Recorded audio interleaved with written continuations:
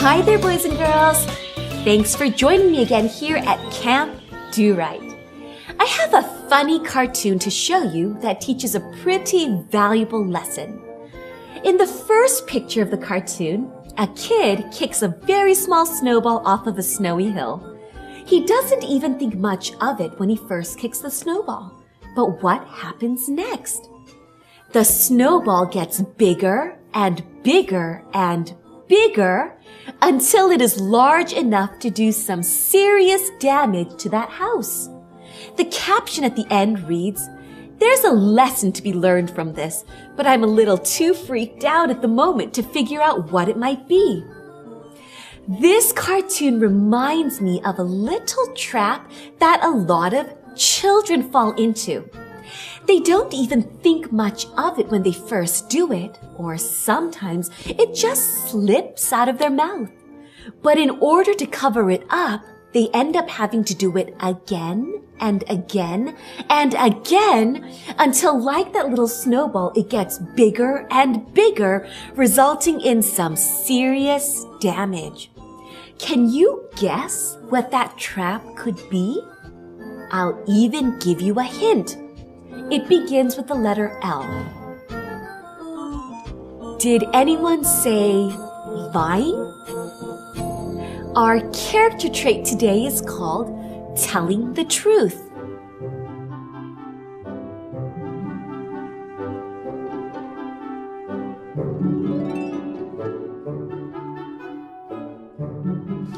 Let's admit it, it's not always easy to tell the truth, especially when you know you're going to get in trouble for it. But if you start telling lies instead of being completely truthful, you'll find that soon you'll have to start telling other lies to cover up the first lie, and before you know it, you have a complete mess on your hands. So even though it seems hard at first, it's actually a lot easier to tell the truth from the very beginning. And the brother and sister in our story today learned that lesson the hard way. I call today's story The Growing Lie.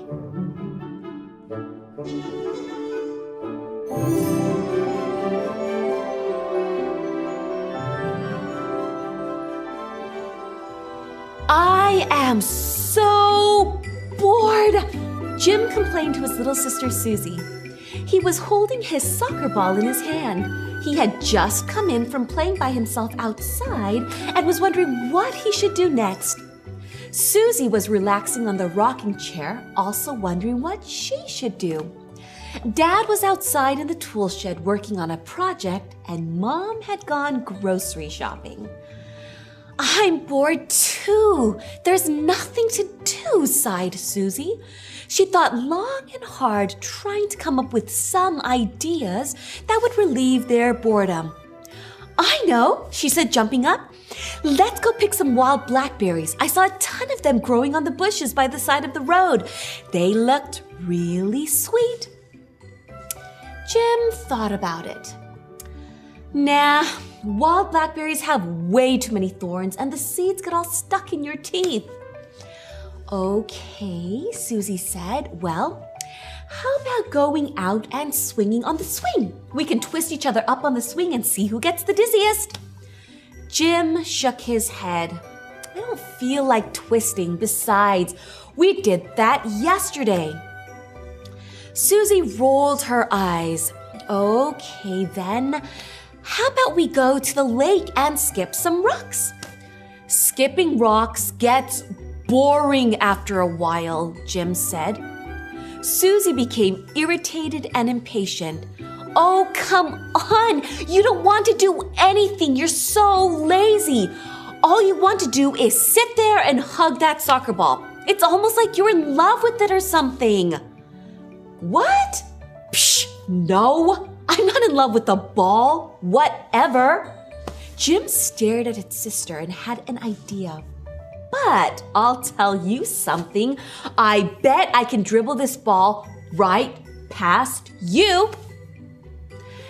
Jim was one of the best players on the soccer team, and he was an excellent dribbler. But so was Susie.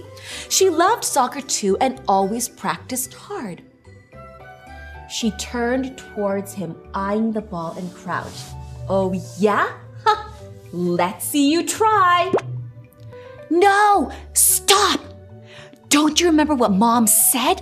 There's a rule that says no playing ball in the house.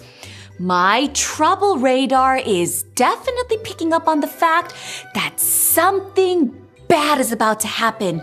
Don't do it. Yeah, too bad they didn't have her to listen to.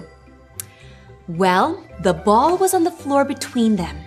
Jim moved the ball with his right foot, then with his left, trying to trick Susie out of position. Then, quick as a flash, he gave the ball a sharp kick with his right. It almost worked, but Susie was fast too. She reached out with her knee and blocked the ball, which bounced against the bookshelf, against a chair, against a footstool, and then into Mom's favorite lamp.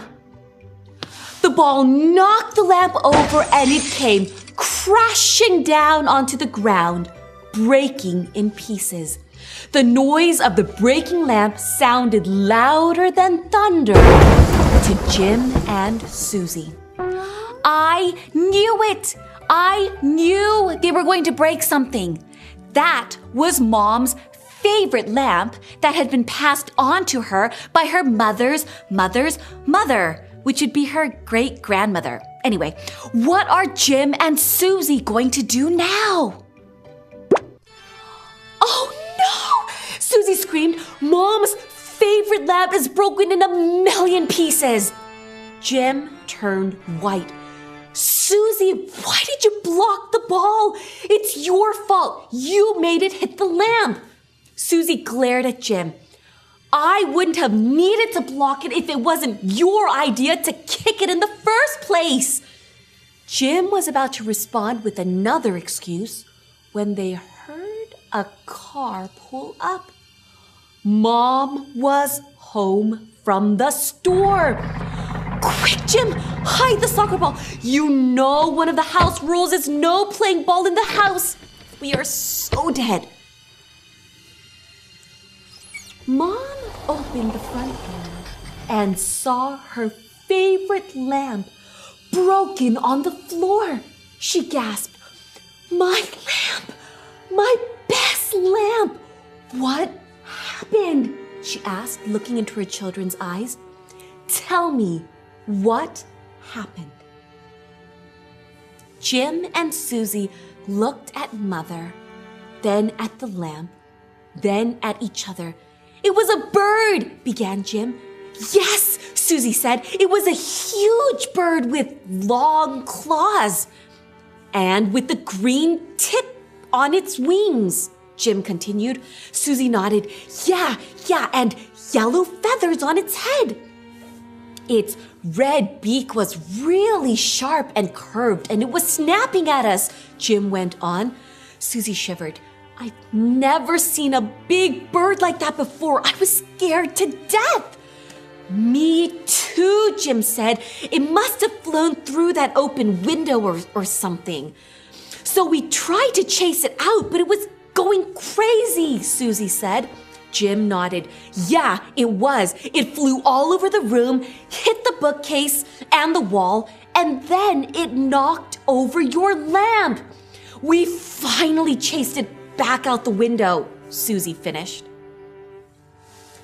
Mom stared at her lamp sadly with a pained expression and then slowly looked back at her children's faces.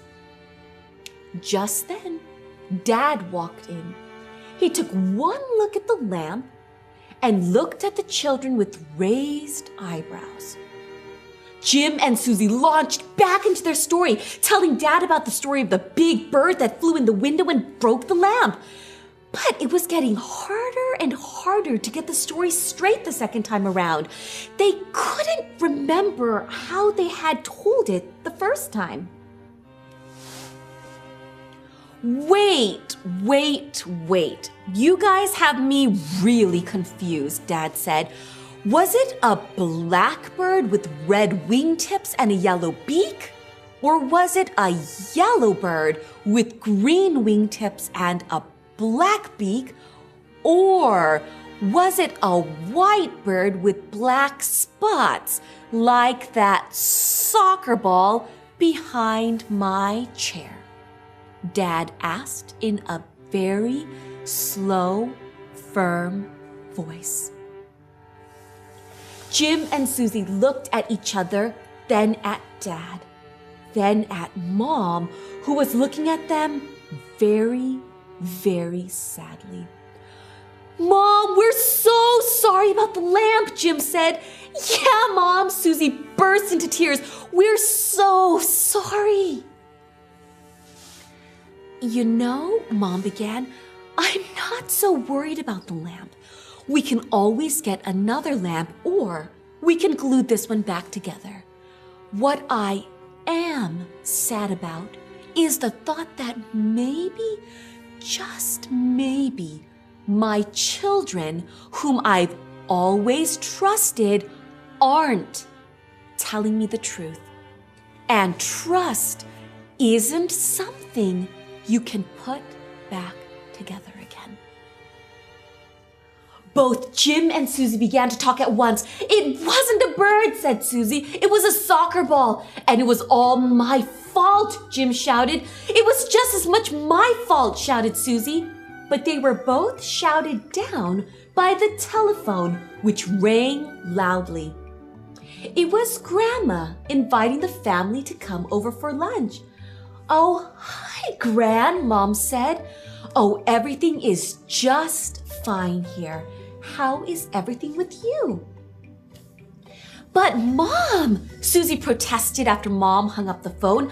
You told Gran that everything is fine here, but that isn't really the truth. Mom smiled. Oh, but it is. We've got two fine children who have just learned a very important lesson about telling the truth. And what could be finer than that? Mom hugged her children. Now, let's help Dad glue the lamp back together. Jim and Susie squeezed their kind mother and made a decision in their hearts that they would never, ever lie again. Wow! Jim and Susie learned an important lesson about always telling the truth. But did you know that it's important to tell all of the truth? There's something called stretching the truth, and that's where you tell almost all of the truth, but you also throw in a little lie. This is also called telling a white lie. Now, white lies will still get you into trouble. The Bible illustrates this perfectly in Proverbs 12:19. It says, "The truthful lip shall be established forever, but a lying tongue is but for a moment." What the Bible is trying to tell us is that the truth lasts, but lies do not. It may seem like it's working at first. Someone may believe you when you first lie to them, but eventually the truth will come out. Proverbs 12:22 says, "Lying lips are an abomination to the Lord, but they that deal truthfully are his delight." Another translation puts it like this: "The Lord detests lying lips, but he delights in those who are trustworthy." Boys and girls, let's make sure that we delight the Lord by always telling the truth. Well, boys and girls, that wraps up our story. I have a song to teach you that goes along perfectly with what we learned. It's called "Stretchin' the Truth." Are you ready to learn it? Let's go.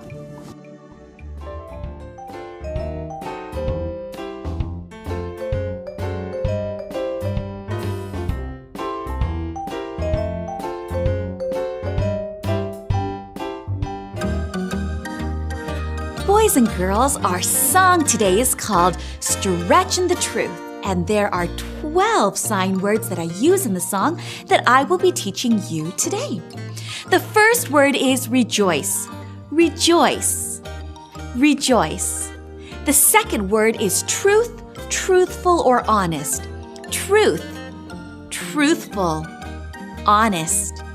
The third word is blessing. Blessing. Blessing. The fourth word is person or one as in someone. Person. One. The fifth word is delight. Delight. The sixth word is honor. You take your two fingers, you bend them once, and then you go out. Honor. Honor. The seventh word is stretching, like you're stretching a rubber band. Stretching. Stretching. The eighth word is dangerous or deadly. Fists on top of each other with your thumb up. Dangerous. Deadly. The ninth word is grief or shame. You point to your heart like you're sad and then you wring your hands. Grief. Shame. The 10th word is lie. Lie. It comes out of your mouth. Lie. The 11th word is dishonored or displeased. Dishonored. Displeased. And the last word is change. You have your fists on top of each other and then you twist. Change. Let's go over them one more time. First word is rejoice. Second word is truth. Truthful. Honest. Third word is blessing. Fourth word is person or one. Fifth word is delight. Sixth word is honor. Honor. Seventh word is stretching. Eighth word is dangerous. Deadly. Ninth word is grief. Shame. 10th word is lie. The 11th word is dishonored or displeased. Dishonored. Displeased. And the last word is change. Change. Okay. Are you ready to follow along?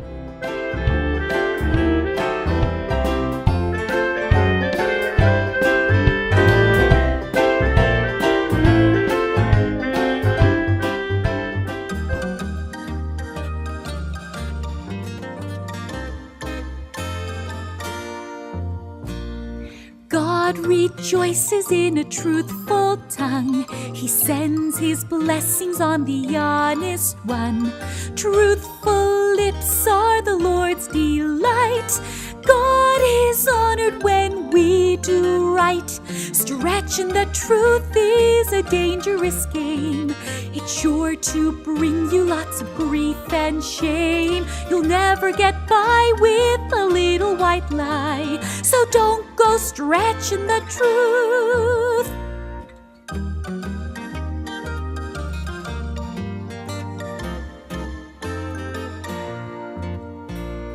Learn this lesson if you're old or young. The Lord's dishonored with a double tongue. Stretch the truth and your lie will grow. Soon it changes to a deadly foe. Stretching the truth is a dangerous game. It's sure to bring you lots of grief and shame. You'll never get by with a little white lie. So don't go stretching the truth. Don't go stretching, don't go stretching, don't go stretching the truth.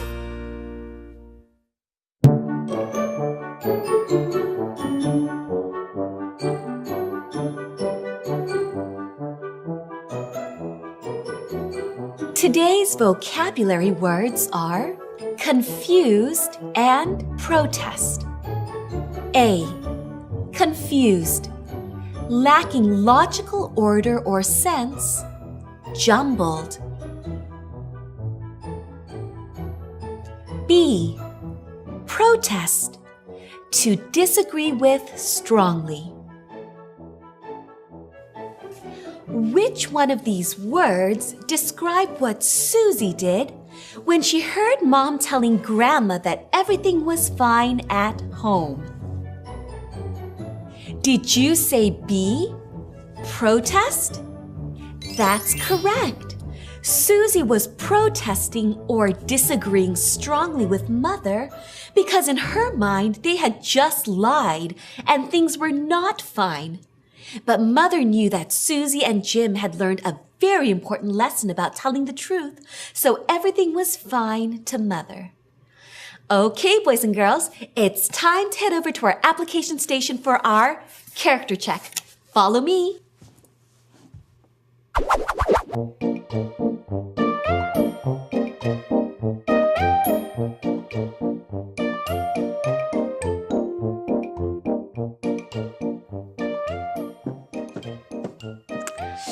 Welcome back to our application station, boys and girls. Today's character check, I feel, is super important because lying is something that kids and even grown-ups struggle with. Sometimes we don't even realize that we're lying or stretching the truth or telling a white lie until it just happens and it pops out of our mouths. And then too late we realize, oh no, I just lied. And then of course you feel terrible that you lied, but then you don't want to disappoint your parents or teacher by telling them you've lied. So then it becomes easier to just stick to your lie instead of telling the truth. I mean, there are numerous reasons why even good kids who want to do right might find themselves lying. And that's why I feel like today's character check is so important. Are you ready to begin? Let's go. I've asked my thought bubble buddy to help me out here. With the help of some young friends, we've come up with some of the most common reasons why kids might lie. That way, if you ever find yourself in that kind of situation, you can remember what we talked about today and have tools to fight the lying disease. Okay, the first reason why kids will lie is because they're afraid of getting into trouble. A young friend wrote, "I hate getting in trouble. Sometimes I think that just lying about it would be easier." Classic case. Kind of like the brother and sister in our story, right? You did something wrong and you're afraid of being punished, so you find it easier to lie. But is it really easier to lie? Nope, it actually isn't. And here's why. Lying breaks trust. Do you remember that story of the boy who kept calling, "Wolf, wolf"? Well, the first 2 times he lied, the villagers came running to help protect the sheep. But after that, when the wolf really came and he cried for help because now there really was a wolf, the villagers refused to come because they thought he was lying again. He broke their trust completely. And what happened? The wolf killed all the sheep. You see, trust can be lost by one lie. And trust isn't something you can just glue back together like that broken lamp in our story. It takes a long time to rebuild trust. So in the long run, is your little lie going to be easier? Because rebuilding trust is way harder. The second reason is this. Lying brings sadness. The truth always comes out eventually. And when it does, your parents will be very sad and disappointed that you lied.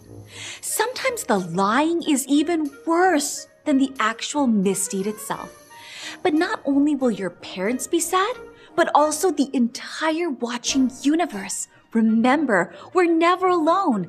God, the angels, the whole universe is watching. There is a whole cheering section in heaven that rejoices when you make the right choices. They're rooting for you. They're cheering for you. So, let's bring them joy instead of sadness by choosing to be honest and telling the truth. Here's the third and last reason why it's actually easier to tell the truth. Parents usually know when you're lying. Parents seem to have this radar that beeps when their kid is lying. I call it the LiDAR. They just seem to know, just like the parents in today's story knew that their kids were lying. So you may as well just tell the truth. Really, it's easier on everybody if you do. Now, I have a tip for all you parents listening. If you know that your kid did something wrong, don't ask them if they did it. Tell them that you know they did it and give them a chance to fix it.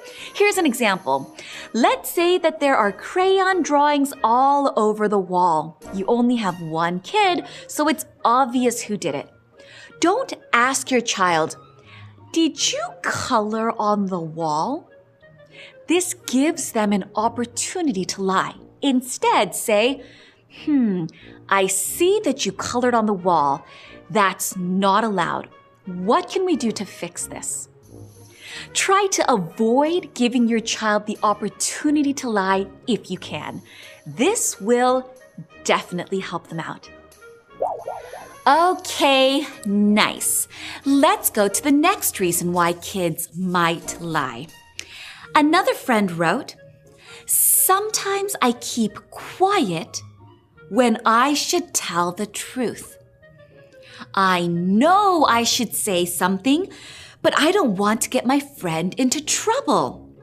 Someone told me that staying quiet is the same as lying. Is that true?" Oh, good question. What do you guys think? Here's a letter from a young friend who is facing the same situation. "Dear Miss Michelle, I don't know what to do. I saw one of my friends cheating on a test. He had an answer sheet in his desk that he was looking at. The teacher didn't see him, but I did. What do I do? Please help." Whoa, hard situation. If you say something, your friend will get in trouble. But if you don't say anything, you're just as guilty as your cheating friend. In situations like this, what should you do? I want to talk about 3 situations where it is not okay to stay silent, where staying silent to protect them is not really protecting them at all. Number 1, being silent when it's wrong or unsafe. The first situation when you shouldn't remain silent is when your friend is doing something wrong or unsafe. If your friend is doing something wrong like cheating or stealing, then staying silent will only encourage that bad behavior. If your friend gets away with it once, he'll be tempted to do it again and maybe again, leading to more serious trouble down the road. However, if he learns his lesson the first time, no matter how hard it is, he will think twice before cheating again. So I would encourage you to go to your friend and tell him that you saw what he did. Encourage him to go tell the teacher. Let him know that you'll go with him to support him. The teacher will appreciate his honesty, trust me, even if there are consequences. Hopefully your friend will be willing to be honest, even if he is scared. But he may refuse. If he refuses, then that's when you need to tell your friend that if he doesn't tell, then you will have to, because you have a responsibility to be honest as well. Now, this takes courage, a lot of courage. But if you truly care about your friend, you will tell the truth for his sake and yours. Now, if your friend is doing something dangerous or unsafe, then you need to tell an adult immediately, even if your friend made you promise not to tell. Safety always, always, always comes first. That's great advice. So the first situation when you should never be silent is if your friend is doing something wrong or unsafe. This letter talks about the second situation when we should never be silent. Dear Miss Michelle, My friend is being bullied. Whenever the teacher asks her about it, she lies to the teacher and tells her she's fine because my friend doesn't want the bullying to get worse. She's afraid the bullies will find out that she told the teacher. But she's getting really hurt. She made me promise not to tell either. What should I do? Wow, is that tough or what? Bullying is such a huge problem these days. And oftentimes, children are so afraid that telling will make the bullying worse that they don't say anything and make their friends promise not to tell either. If you're going through the situation or you know of a friend who is, listen very carefully. Number 2, being silent when a friend is being bullied is not being a good friend. Did you hear that? We must never be silent when bullying is happening. Silence actually makes bullying worse. So if this is happening to you or someone that you know, you must tell your teacher, parents, or any adult that you can trust about what is happening. This is very, very important. Wow, boys and girls, I hope you took note. Never be silent when bullying is going on. Okay, now for the third situation. Listen closely. The third situation where remaining silent would be hurtful is if your friend was being hurt or touched in an inappropriate way, and the person doing it makes your friend feel like it's her fault and makes her promise that she better not say anything or she'll get into trouble. If this is happening to you or to a friend, remember that it is never your fault or your friend's fault that this is happening. Don't worry about getting in trouble and tell a safe adult immediately. In situations like this, you need adult intervention. Remember, in matters of safety, you cannot stay silent. Wow, okay, that's good to remember. Boys and girls, being truthful and not silent is extremely important, especially when it comes to the situations we just mentioned. Okay, let's move on now to another reason why kids might be tempted to lie.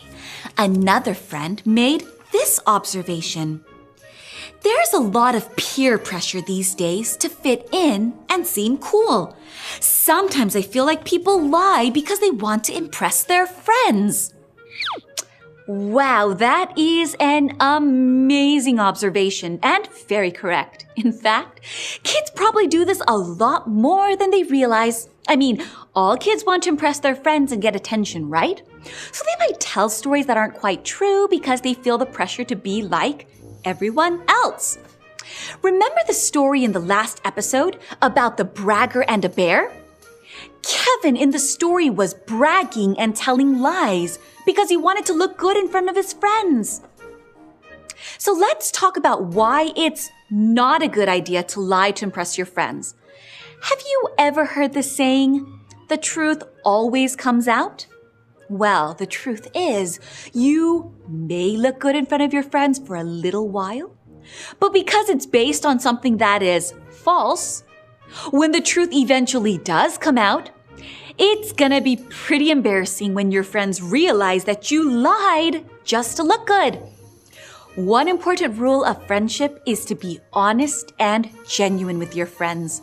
There's no need for you to make up stories to impress people because your true friends will love you for who you are. If you find yourself having to lie in order to fit into a certain group, chances are you probably don't need to be hanging out with that kind of group anyway. So, don't let peer pressure you into lying to fit in and excellent point. Just be who you are because your true friends will accept you for it. Alrighty then, let's move on to our last reason why kids might find themselves lying. Another friend writes, I don't like to hurt people's feelings. So sometimes I find myself lying because I don't want to tell the truth and hurt their feelings. Is there a way to tell the truth nicely in situations like that? It's so hard sometimes. Yes, this is hard. I don't like to hurt people's feelings either. Here's a common case scenario. It's your birthday, and it's time for you to open your gifts. Your best friend hands you a gift which you excitedly open, but you're disappointed because you don't really like it. Your friend is super excited and asks you, so, do you like it? How do you respond? Some kids might find themselves lying and saying, yeah, I love it, thank you, because they don't want to hurt their friend's feelings. Well, the good news is there is a way to be polite without lying or hurting someone's feelings. If it's a gift that you can use, you could respond like this. This is going to be super useful. Thanks for always being so thoughtful. That's being truthful while being polite. Now, let's say your grandma gave you a present that isn't really your favorite, but you know she put a lot of time and effort into getting this gift for you. Instead of answering, Grandma, I love it, thank you, when you really don't, you could say something like this. Grandma, you are always trying to find the perfect gift for me. You always put so much thought and effort into your presents. Thank you. I'm really very thankful. That's being honest while being polite. It's important to be grateful for what you receive, even if it isn't something that you like very much. People put a lot of thought and effort into buying presents, so it's important to be grateful while being truthful and tactful about it. Here's another example that I hear about all the time. Let's say one of your girlfriends is wearing a shirt and they ask you if you like it. You don't like it at all, but you don't want to hurt their feelings. You could maybe answer like this. Well, it's not my favorite shirt on you, but it does look comfortable. Or something like that. The point being, there are ways to respond tactfully without hurting people's feelings while still being honest and kind. These were just some situations that our young friends shared, but there may be other situations where you might find it easier to lie than to tell the truth. Making the right choice isn't always the easiest choice. So what's something practical you can do when you come face to face with a situation where you should be honest, but you're tempted to lie? I call it PRD. P stands for pray. God is the only one who can give you the power to be honest all the time. So dart up a prayer to God for strength at that very moment when you feel tempted to lie. He'll give you the strength you need to tell the truth. R stands for remember. Remember the results of lying. It may seem hard to tell the truth, but it's a lot better than losing people's trust, disappointing your parents or teachers when they find out the truth, hurting God's heart, and feeling your guilty conscience nagging you. Those results are way worse. D stands for decide. Decide right now to tell the truth, no matter what happens. If you make the decision ahead of time to be honest, then when the actual moment comes, it will make it easier to stick to it and tell the truth. Boys and girls, I challenge you to remember PRD this week and next week and every time you are faced with the decision to lie or tell the truth. Remember, it'll mean that you have to stop to check your heart and check your mind, but God can give you the strength to be honest and to always, always be truthful. Well, boys and girls, that's it for today. Remember, doing right means making the wise choice every single moment of every single day. Hope to see you again next time. Bye!